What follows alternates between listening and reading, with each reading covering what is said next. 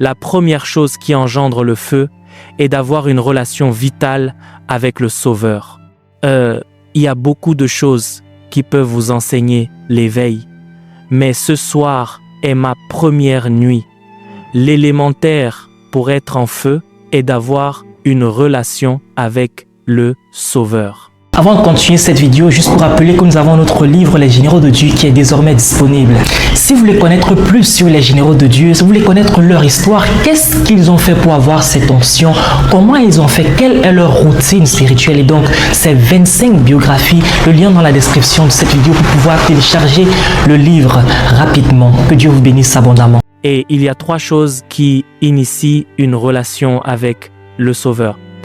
Numéro 1, c'est de croire en lui. À tous ceux qui ont cru en son nom, il a dit qu'ils seront sauvés. Vous ne pouvez pas être sauvé de l'alcoolisme par la résolution et la volonté. Beaucoup de gens, le 1er janvier, font une longue liste.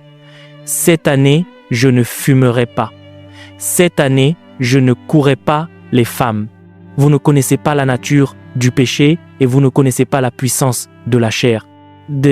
La plupart d'entre vous qui avez fait ces choses, je sais qu'à l'heure qu'il est, vous les avez toutes enfreintes parce que j'y étais. Il y a de nombreuses années, le 31 décembre, j'ai écrit beaucoup de résolutions. Le 1er janvier, avant midi, j'en avais brisé 3. J'ai alors compris que cette chose dépasse la volonté. Tout homme debout est secouru par Dieu. Si vous n'êtes pas secouru, vous tomberez. La Bible dit, c'est l'esprit qui vivifie. Elle dit, la chair ne sert à rien. Si vous voulez être en feu, vous devez avoir une relation avec Dieu. Et ce qui déclenche une relation avec Dieu, c'est de le croire. C'est là que tout commence. La femme à la perte de sang disait qu'elle avait entendu parler de lui. Le diable l'avait affligée par la maladie, une maladie terrible. Elle avait tout essayé, ce qu'elle savait faire. La Bible dit qu'elle avait dépensé tout son argent parce qu'elle avait de l'argent. Et elle n'allait pas mieux. Mais elle avait entendu parler du Maître. Que cet homme n'a même pas besoin de votre argent. Tout ce dont vous avez besoin, c'est de croire. Et la Bible dit qu'elle se dit à elle-même, il n'a pas besoin de me parler. Si je touche seulement le bord de son vêtement, je serai guéri. Elle savait quelque chose.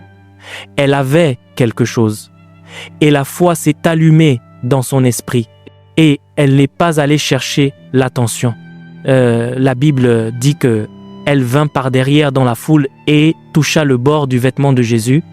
Et Jésus n'était même pas au courant, mais sa foi avait provoqué quelque chose. Voyez, Dieu n'a pas besoin de savoir que vous êtes ici. Votre foi vous annoncera. Jésus se retourna et dit, « Qui m'a touché ?» Pierre était choqué. « Qui vous a touché ?»« Tout le monde vous touche, monsieur. » Ils ne font pas que vous toucher, ils vous pressent de tous côtés. Il dit, « Non, c'est un toucher différent. Ce n'est pas un toucher physique. C'est un toucher de foi. » Il dit, « Car une force est sortie de moi. » Et quand il se retourna, la femme vint tremblante. Et il dit, « Ma fille, la relation a été activée. Elle n'était plus une étrangère. Lève-toi, ta foi t'a guéri. » Et immédiatement, la femme partit et devint une autre personne. Si vous ne croyez pas, vous ne pourrez jamais avoir de relation avec le Père. Et si vous n'avez pas de relation, vous ne pourrez jamais être en feu. Dans Romains chapitre 10, verset 10, il est dit « Si tu crois de ton cœur, écoutez, certains d'entre nous vont à l'église depuis 20 ans, alors nous pensons que nous croyons. Nous pensons avoir la foi. La preuve que vous croyez n'est pas l'église que vous fréquentez, c'est le résultat que votre vie commande. Dès l'instant où vous croyez, il y aura une réponse. Dès l'instant où vous croyez, il y aura une preuve. Et donc, s'il n'y a pas de preuve, cela signifie que vous n'avez pas cru correctement ou que vous n'avez pas cru du tout. Que croyez-vous? Et, entre autres choses, c'est de croire que Jésus est le Fils de Dieu. C'est de croire qu'il est mort pour vos péchés. Et c'est de croire qu'il est ressuscité des morts pour votre justification. Maintenant, cette croyance n'est pas une croyance théologique. L'implication de cette croyance est que le jour où vous acceptez cela, si vous traversez un défi quelconque, votre premier recours sera Jésus. Parce qu'à présent, vous croyez qu'il est mort pour que tout ce que le diable a fait dans votre vie s'arrête. À présent, vous croyez qu'il est ressuscité des morts pour que tout ce qui est de Dieu se manifeste dans votre vie. Ainsi, si vous voyez quoi que ce soit dans votre vie qui ne ressemble pas à Dieu, vous dites, Jésus, tu es mon tout maintenant. Tu es ma réponse maintenant. Mais voyez une génération, nous disons que nous croyons, mais dès que nous avons mal à la tête, nous courons chez le médecin. Il n'y a rien de mal à travailler avec le médecin. Ne me méprenez pas. Même la médecine vient de Dieu. Mais il ne parle jamais à Dieu de quoi que ce soit. Il parle aux hommes. Dès qu'il y a un défi, ils appellent leurs amis. Oh là là, je ne sais pas, cette affaire ne marche pas. Ça ne marche pas. Ils continuent à parler aux gens et à affirmer ce qui leur arrive. Ils ne parleront jamais à Dieu et n'affirmeront jamais ce que Dieu a dit. C'est le signe qu'ils ne croient pas. La Bible dit, quand les hommes seront abattus, tu diras, c'est la preuve que tu croises. Il y a un relèvement. Votre confession est ce qui nous montre ce que vous croyez. Votre action est ce qui nous montre ce que vous croyez. Et bien des fois, nos actions trahissent ce que nous prétendons croire. Si, quand vous avez eu une mauvaise nouvelle, quelle a été la première chose que vous avez dite? Avez-vous parlé à Dieu? Avez-vous affirmé la position de Dieu? C'est la preuve que vous avez cru. Si je me réveille aujourd'hui et que je vois un abcès sur ma poitrine, avant de faire quoi que ce soit, je dirais qu'il a été blessé pour mes transgressions. Je ne nierai pas qu'il y a un abcès là, mais je sais ce que Dieu a dit. Il a été brisé pour mes iniquités. Le châtiment qui nous donne la paix est tombé sur lui. Par ses meurtrissures, je suis guéri. C'est la première chose que je dirais avant que le Saint-Esprit ne m'inspire à faire quoi que ce soit. C'est un signe que vous croyez. On vous dit aujourd'hui que votre patron a dit que vous êtes fini. Que ferez-vous? Vous commencerez à appeler d'autres patrons. Je ne sais pas ce que j'ai fait. Ils disent que ton gars est en colère. S'il vous plaît, aidez-moi. Quelqu'un peut-il lui parler? Non, ce n'est pas mal, mais ce n'est pas la première chose à faire. On vous dit que votre patron dit que vous êtes fini. Vous dites non, nous ne finissons pas. Le sentier de l'homme juste est comme une lumière resplendissante. Elle brille de plus en plus jusqu'au jour parfait. Votre patron dit que vous êtes fini. Vous dites non, nous ne sommes pas finis. La Bible dit quand les hommes sont abattus, nous disons qu'il y a un relèvement. Ils disent que votre patron dit que vous êtes fini. Vous dites non, nous ne sommes pas finis. Bien que l'ennemi vienne comme un fleuve, l'Esprit du Seigneur lèvera un étendard contre eux. Ils disent que votre patron dit que vous êtes fini. Vous dites non. La Bible dit rassemblez-vous, vous serez dispersés. Prenez conseil ensemble, cela ne tiendra pas. Dites une parole, elle ne tiendra pas. Car notre Dieu est au milieu de nous. Ils disent que votre patron dit que vous êtes fini. Vous dites non. Il n'y aura point d'enchantement contre Jacob. Il n'y aura point de divination contre Israël. Car le cri du roi est au milieu d'eux.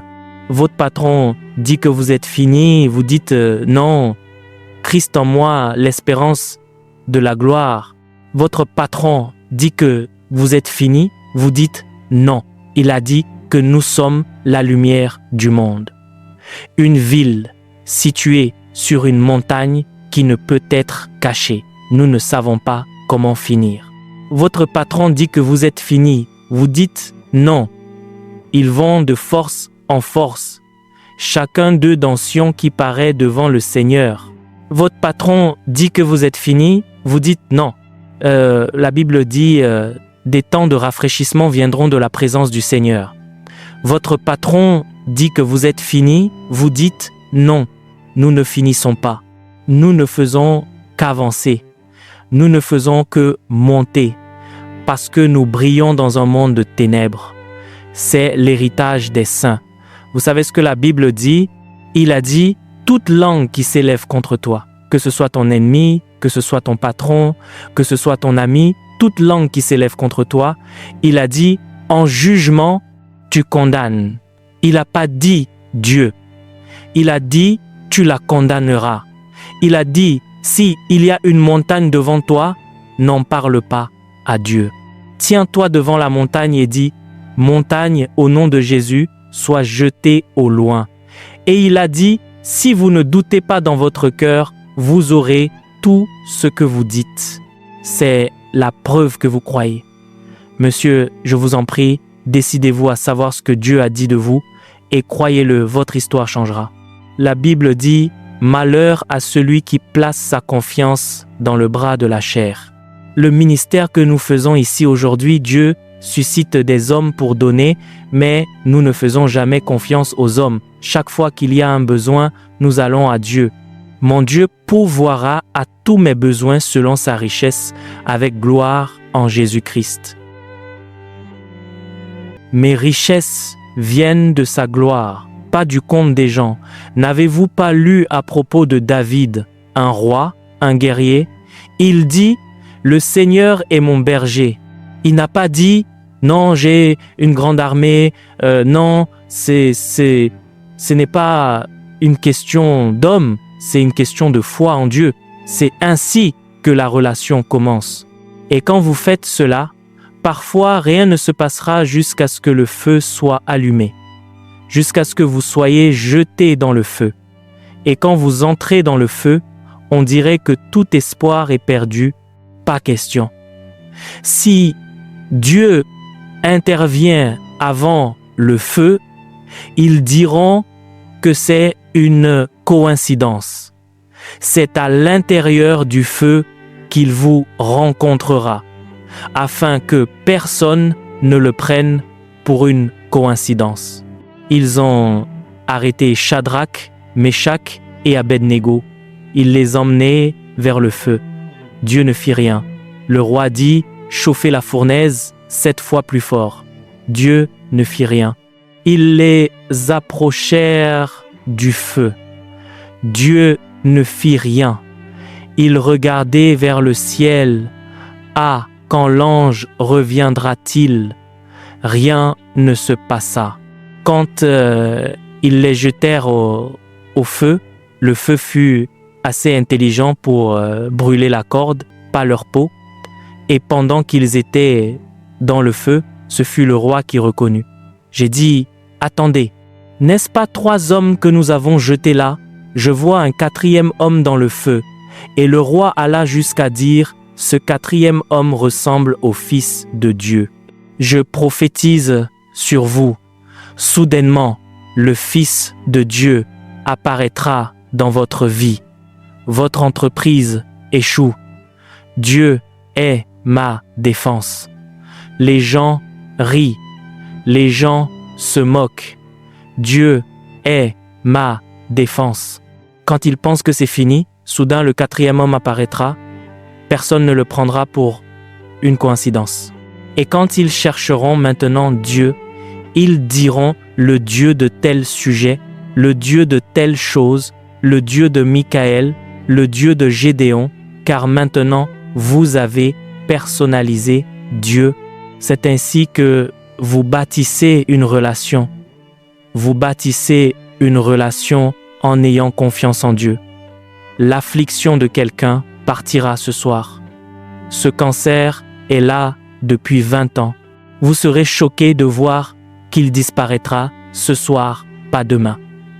Je crois au Dieu du processus, mais je crois aussi au Dieu du maintenant. Il dit, or la foi est la ferme assurance. La foi n'est pas demain, maintenant. Il dit, nos légères afflictions ne sont que pour un moment. Si cela dépasse un moment, il y a un problème. Je crois au maintenant. Et écoutez-moi, frères et sœurs, votre réponse viendra maintenant.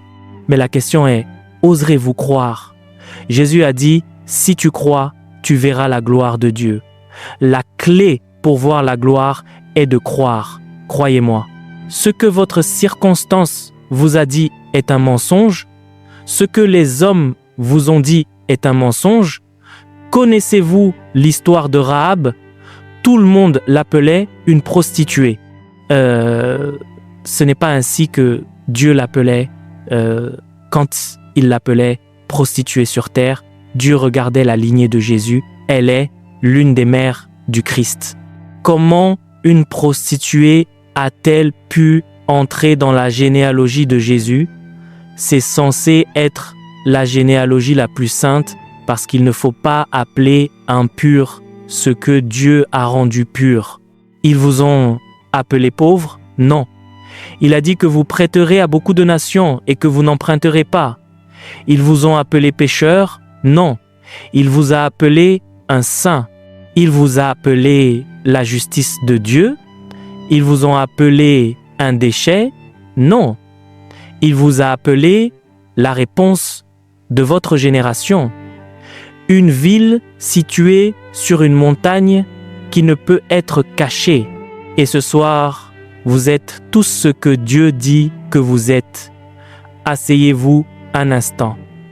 Ah, voyez, si vous savez cela tout seul dans votre chambre, vous danserez. Voyez, quand un prophète vient, quand un apôtre vient, c'est un avantage supplémentaire. Mais puis-je vous surprendre? Le Saint-Esprit et la parole suffisent pour que vous accomplissiez une destinée glorieuse. Dieu a envoyé des prophètes et des apôtres et des pasteurs et des docteurs et des évangélistes pour vous équiper. C'est un avantage supplémentaire. Si vous prêtez attention au Saint-Esprit et étudiez la parole, vous serez choqués. Il a dit, qui est celui qui a vaincu le monde? Et alors vous vous demandez, quoi? Un seul homme peut-il vaincre le monde? Oui. Vous pensez que le monde est plus grand que vous? Il a dit, j'ai mis l'éternité dans votre cœur. L'éternité tout entière est dans votre cœur. Vous êtes plus grand que le monde. Qui est celui qui a vaincu le monde? Quand vous lisez certaines écritures, la question vous souffle. Est-il possible pour moi de vaincre le monde? Je suis encore à Abuja. Je ne pense pas pouvoir vaincre Abuja. Que dis-tu, Seigneur? Il a dit, c'est celui qui croit que Jésus est le Fils de Dieu. Waouh! Donc, si je crois que Jésus est le Fils de Dieu, j'ai vaincu le monde. Je saute dans ma chambre. Je dis, j'ai vaincu le monde. J'ai soumis Abuja. J'ai soumis le Nigeria. J'ai soumis l'Afrique. Et comme par blague, vous verrez, soudain, votre influence commence à grandir. Votre influence commence à grandir. Après un certain temps, vous devenez plus grand que votre ville. Après un temps, votre influence se répand dans votre pays. Elle se répand sur votre continent. Et elle grandit, tout simplement. Non pas parce que vous faites de la magie, mais parce que vous avez trouvé la clé, qui est celui qui vainc le monde, celui qui croit que Jésus est le Fils de Dieu. C'est une clé et vous prenez cette clé, vous la mettez dans votre portefeuille, vous étudiez à nouveau, et vous tombez sur une autre et il est dit, vous êtes la lumière du monde. Une ville située sur une montagne qui ne peut être cachée. Attendez, suis-je une ville? Je pensais que tout ce que je suis, c'est mon appartement de 4 chambres. Que dis-tu, Seigneur?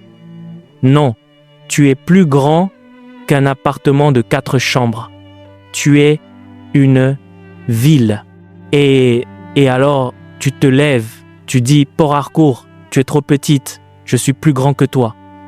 Et avant que tu ne saches ce qui se passe, ta capacité commence à s'élargir.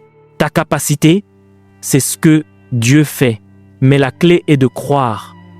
C'est pourquoi Paul a dit dans 2 Corinthiens 4,13, il a dit « Selon qu'il est écrit, ils ont cru et ont parlé. » Il a dit « Nous ayant le même esprit de foi, nous croyons et c'est pourquoi nous parlons. » Je lisais ma Bible l'autre jour et la Bible disait « Si ce même esprit qui a ressuscité Jésus d'entre les morts habite en vous, il vivifiera votre corps mortel. » J'ai dit « Attendez, devrais-je prier avant qu'il ne vivifie? Il n'y a pas de prière là. Devrais-je jeûner avant qu'il ne vivifie? Il n'y a pas de jeûne. Il est dit « Si cet esprit, j'ai alors vérifié. » Quelle est la preuve que cet esprit est en vous? Il est dit « Si quelqu'un n'a pas l'esprit de Christ, il ne lui appartient pas. » Donc si j'appartiens à Christ, cela signifie que l'esprit est déjà en moi. Et si l'esprit est en moi, cela signifie que mon corps mortel est vivifié. J'ai dit à mon corps, tu vas être ici jusqu'à ce que j'ai 90 ans. Mes yeux ne faibliront pas. Aucun cancer ne sortira nulle part. Aucune partie de mon corps ne sera malade, parce qu'à présent je sais que je n'ai pas besoin de prier pour être en bonne santé. Si ce même esprit qui a ressuscité Jésus d'entre les morts vit en moi, j'ai commencé à célébrer. Je suis en bonne santé. Je suis fort. Je suis puissant. Et c'est de gloire en gloire. Si je vous dis mon emploi du temps, vous crierez. Mais je ne sais pas quand j'ai pris du paracétamol pour la dernière fois, parce que j'ai quelque chose de plus fort que le paracétamol. Si ce même esprit qui a ressuscité Jésus d'entre les morts habite en vous, le Saint-Esprit est en moi. Et il n'est pas en moi parce que je suis un apôtre. Il est en quiconque est né de Dieu. C'est pourquoi la foi est un impératif. Il a dit, le juste vivra par la foi. Vous voulez être en feu, votre foi doit prendre vie. Et comment votre foi prend-elle vie? La foi vient de ce qu'on entend par la parole de Dieu. Les choses que vous entendez ce soir vous rechargent déjà. Quelqu'un était ici, on vous a trompé en disant qu'à cause de la famille dont vous venez, vous ne seriez jamais grand. C'est un mensonge. Je viens de Dieu le Père, je viens de Dieu le Fils, je viens de Dieu le Saint-Esprit. C'est ma lignée, parce que sur la croix, je suis mort. J'ai été enseveli avec Christ et je suis ressuscité. Je viens de la famille de la divinité. Rien sur terre ne peut m'arrêter. Il a dit, quiconque est né de Dieu vainc le monde. C'est la victoire qui vainc le monde, notre foi même. La foi vous met en feu, parfois. Je vais lire l'histoire des généraux. Quelqu'un me racontait récemment le témoignage du pasteur Koumouyi. Lors d'une conférence de croyants, en 1993, le serviteur de Dieu s'est présenté. Et quand il a fini de prêcher, les gens se sont assis et il a dit « Aujourd'hui, je ne ferai pas la déclaration. Tous ceux qui sont ici, venez ici. Je veux que vous voyiez des miracles de vos propres yeux. Ah, et si ça n'arrive pas, il n'y a pas de « ça n'arrive pas » dans la foi. Ça doit arriver. Et ça arrive toujours. Et la première personne vers laquelle il s'est avancé avait un dos voûté et l'homme n'a pas dit « Attendez, commençons par la douleur ». Non. Plus c'est gros, mieux c'est. Et il s'est approché de l'homme, au dos voûté, au nom de Jésus. Avant qu'il n'ait fini, le dos voûté disparut. Vous pensez qu'ils sont venus comme ça? Ils sont venus par la puissance. Le diable a vu que ceux-là ont une foi qui déplace les montagnes et ce n'est pas parce qu'ils sont apôtres. C'est parce qu'ils croient en Jésus. Ce soir, pour certains d'entre vous, votre foi n'est pas intacte. Nous allons la soigner ici. Vous retournerez et direz, « Jésus, je pensais que cette chose concernait l'Église. Aujourd'hui, j'en sais plus. Cela n'a rien à voir avec l'Église. Je vais croire en toi avec acharnement. Et comme Esther, je préférerais croire en toi et périr que de réussir sans croire en toi si je péris. Je péris. » C'est le niveau de foi que quelqu'un aura ce soir.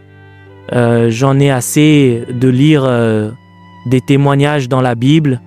J'en ai assez d'entendre parler de l'apôtre A et de l'apôtre B.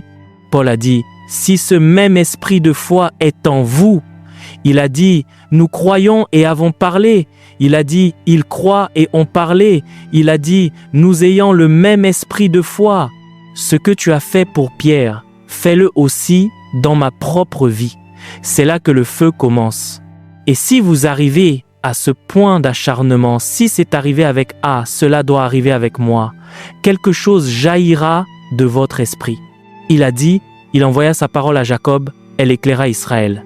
Dans Romains 15, verset 4, il a dit, les choses qui ont été écrites autrefois l'ont été pour votre instruction. Elles ont été écrites pour votre apprentissage, afin que, par la patience et la consolation que donnent les Écritures, vous aussi puissiez avoir l'espérance. Il ne nous a pas dit ce qui s'est passé avec Pierre, juste pour que nous sachions que Dieu était fidèle envers Pierre. Il nous a dit ce qui s'est passé avec Pierre pour que nous sachions aussi que cela peut nous arriver. Et ce soir, vous ne partirez pas d'ici tant que cela ne vous sera pas arrivé. C'est cela le christianisme. Le christianisme n'est pas une religion, c'est la divinité s'exprimant à travers l'humanité. Chacun d'entre nous est un vase à travers lequel Dieu veut se manifester. Et vous serez le premier à manifester Dieu ce soir. Je dis que vous serez le premier à manifester Dieu ce soir. Si je vous parle, criez Alléluia, je n'ai plus de temps. Je voulais vous montrer la seconde partie.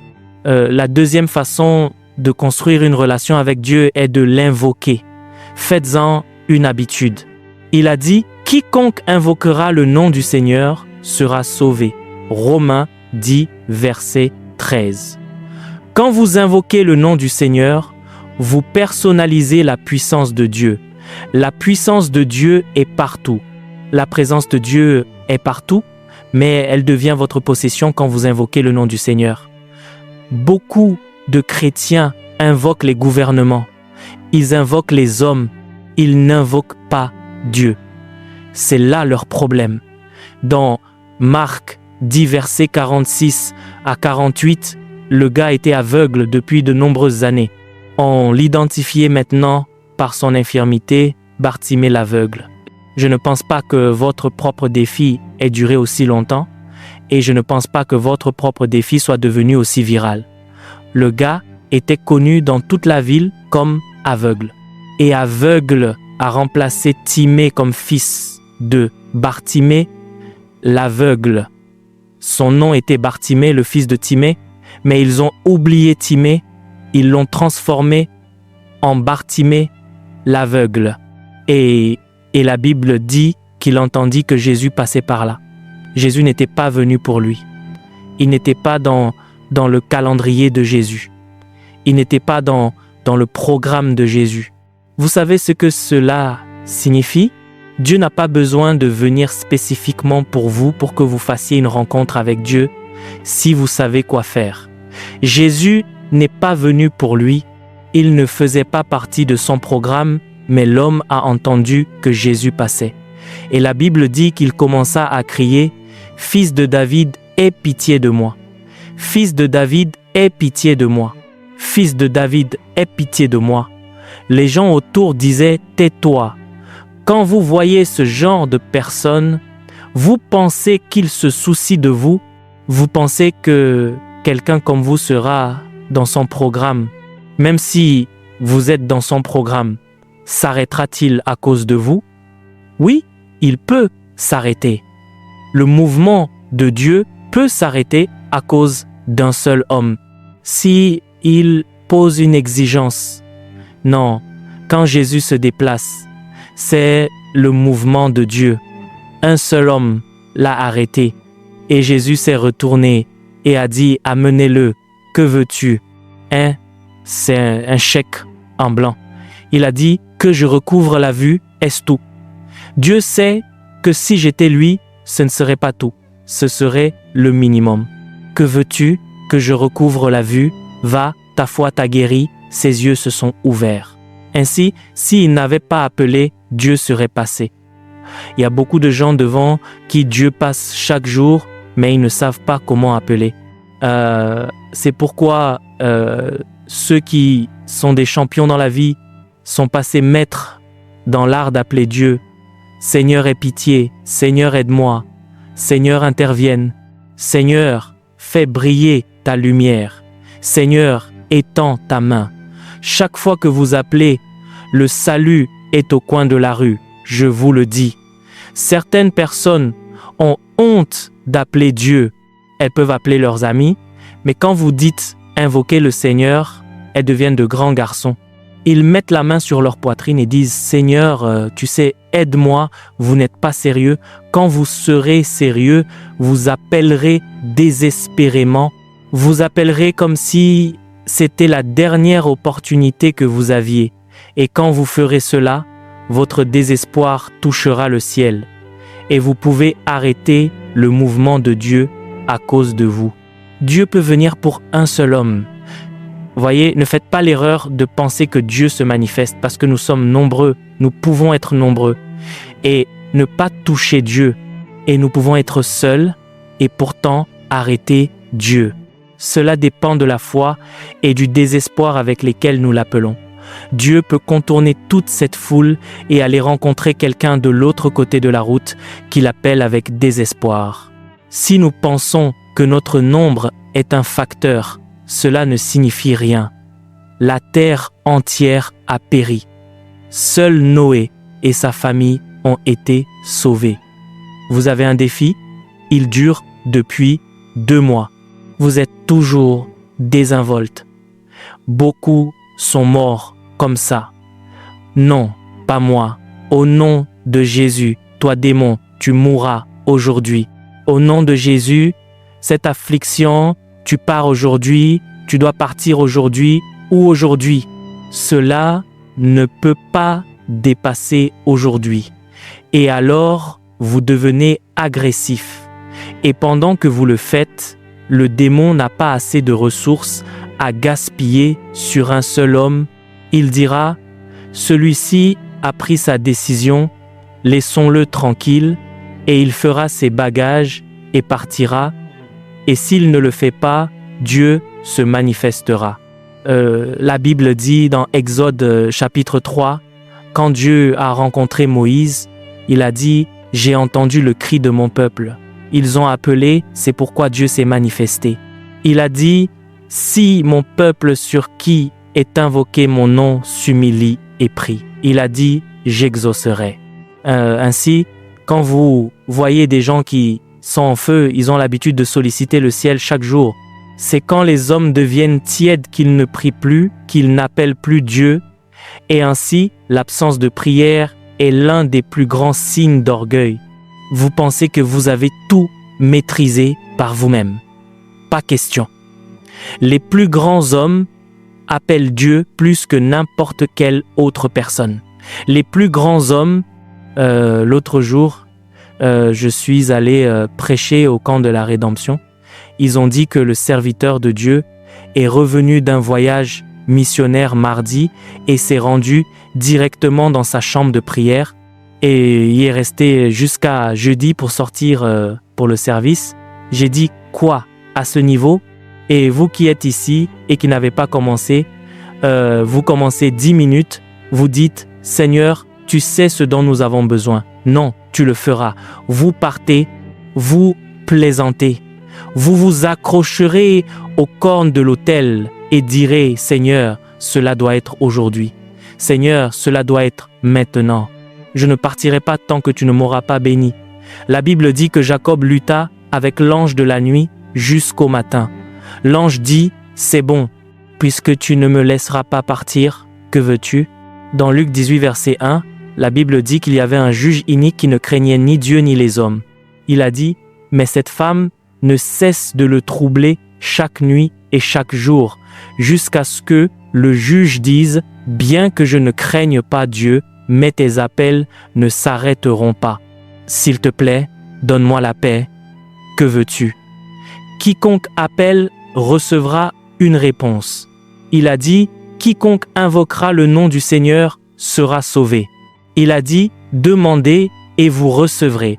Donc si vous ne recevez pas, cela signifie que vous ne demandez pas.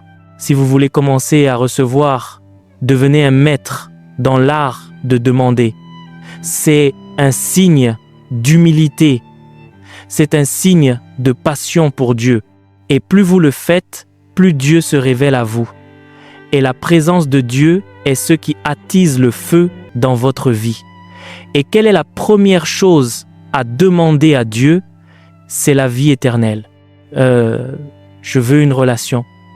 Quand vous recevez la vie éternelle, tout le reste devient un sous-produit. Il y a la plupart d'entre nous ici, écoutez. Nous devons devenir sincères avec Dieu ce soir.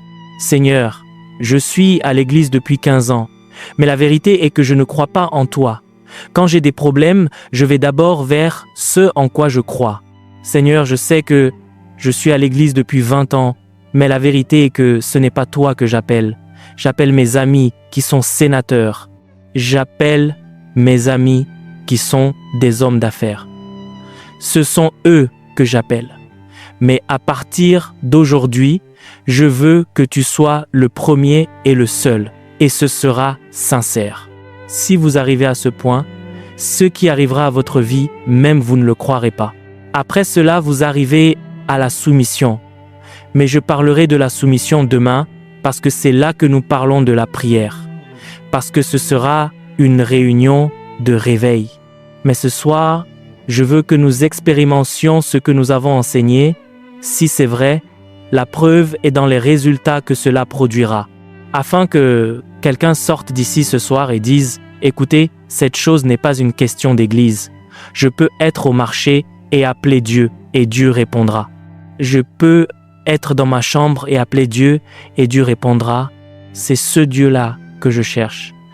Je ne cherche pas Dieu qui s'est déplacé de Jérusalem. Nous ne devons pas tous voyager à Jérusalem pour rencontrer Dieu. Maintenant, Christ vit à l'intérieur de nous. Dieu veut devenir personnel pour tout le monde. Nous ne pouvons pas revenir à l'ancien ordre. Venir à l'église est bien. Vous êtes équipés. Vous êtes formés. Il a dit « N'abandonnez pas votre assemblée comme c'est la coutume de quelques-uns. » Cependant, au-delà de cela, il doit y avoir une relation personnelle.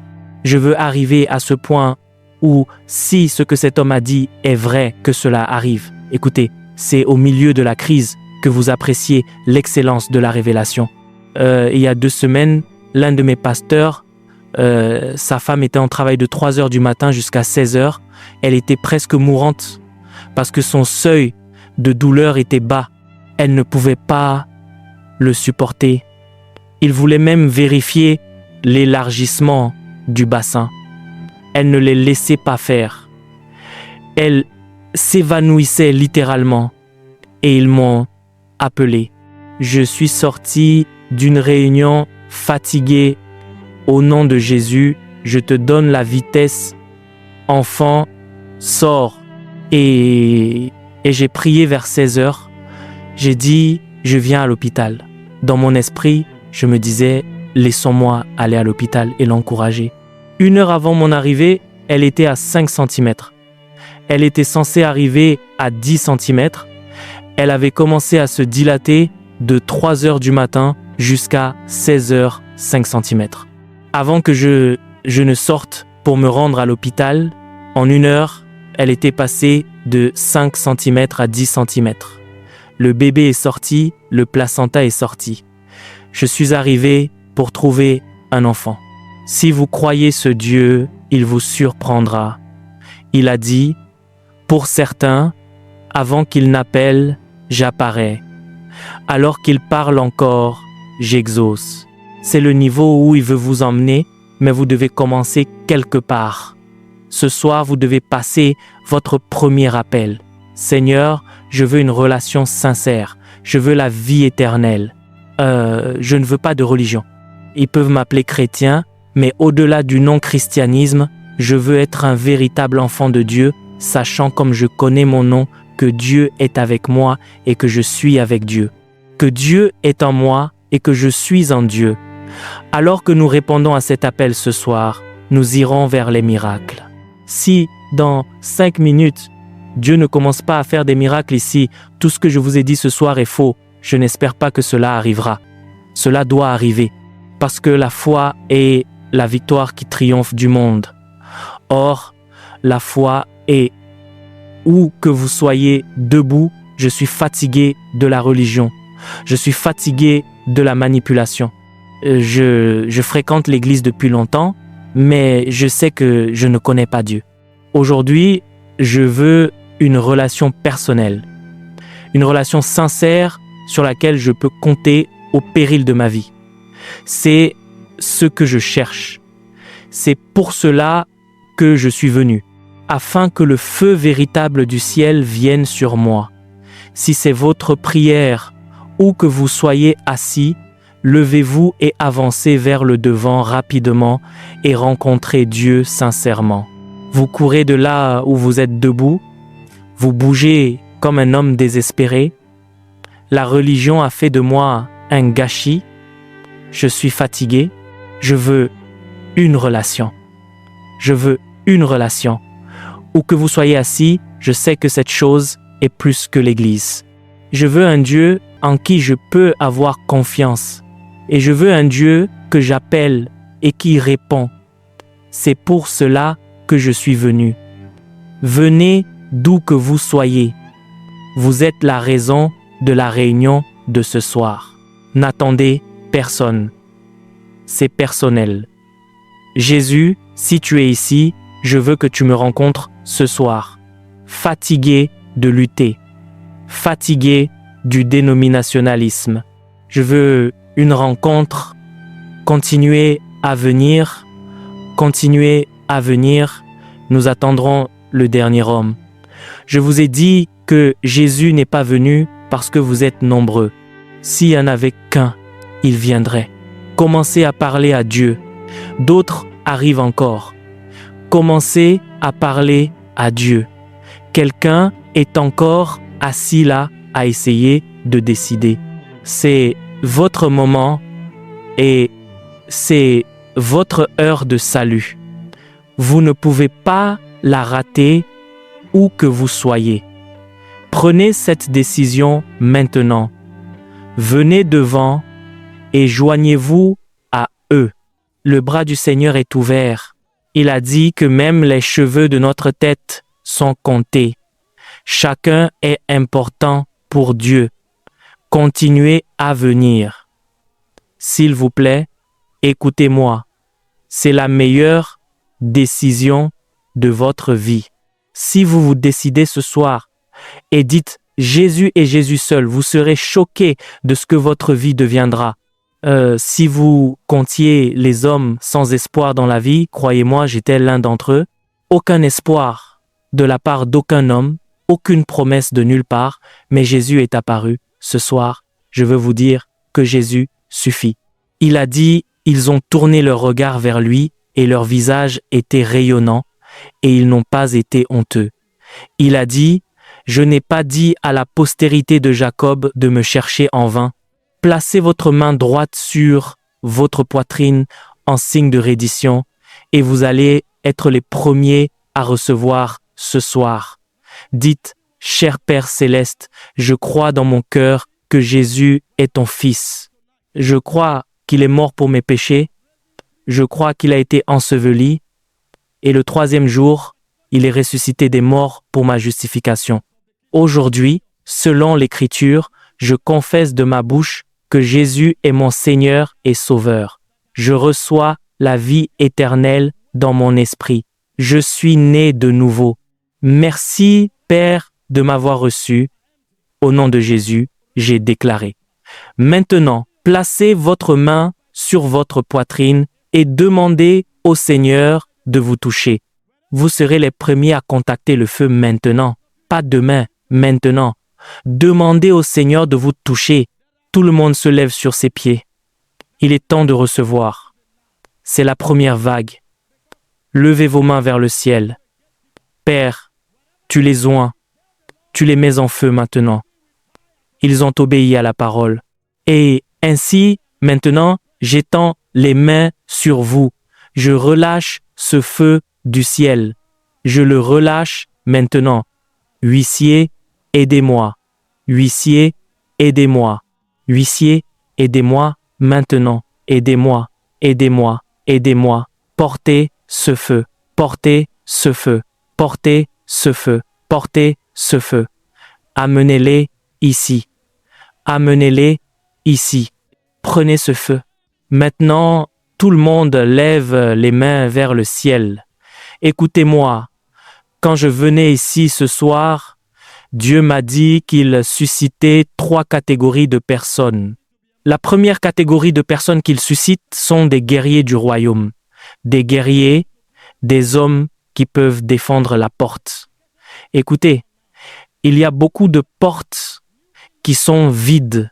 La porte de la richesse, la porte de la justice, la porte de la moralité. Beaucoup de portes sont vides. Dieu veut susciter des gardiens de porte, des guerriers. Ce n'est pas par la puissance, ce n'est pas par la force. C'est par l'esprit. Où que vous soyez, levez les mains. Vous qui êtes dans le champ, levez les mains. Il y a plus de 50 d'entre vous qui recevront un nouveau baptême maintenant, parce que Dieu veut faire de vous un gardien de porte. Où que vous soyez debout, dites au Seigneur, baptise-moi de feu ce soir. Faites cette prière maintenant. Faites cette prière. Maintenant, levez les mains. Je ne veux pas que ce soit émotionnel. La main de Dieu commencera à toucher les gens depuis le champ. Huissier, je veux que vous les ameniez à l'autel. Dieu est en train de dédicacer. C'est un service de dédicace qui se déroule maintenant. De nouvelles voix, de nouveaux fonctionnaires du royaume. Père, où qu'ils soient debout dans le champ, qu'il y ait un nouveau baptême maintenant, comme c'était au jour de la Pentecôte. Portez ce feu maintenant. La main de Dieu vient sur eux. Portez ce feu maintenant. Portez ce feu maintenant. Gardien de porte, guerrier, sentinelle, dépositaire, porteur, de dimension de l'esprit. Je vous appelle par la voix du prophète. Levez-vous. S'il vous plaît, levez les mains vers le ciel. La deuxième catégorie de personnes que Dieu suscite ce soir sont des financiers du royaume. Il y a une grâce qui viendra sur vous maintenant. Elle vous donnera la sagesse pour la richesse, la faveur pour la richesse, le pouvoir de s'enrichir. Père, où qu'ils se tiennent, que cette onction repose maintenant. L'onction pour la création de richesses. Où qu'ils soient debout, huissier, aidez-moi. Au nom de Jésus, saisissez cette grâce maintenant.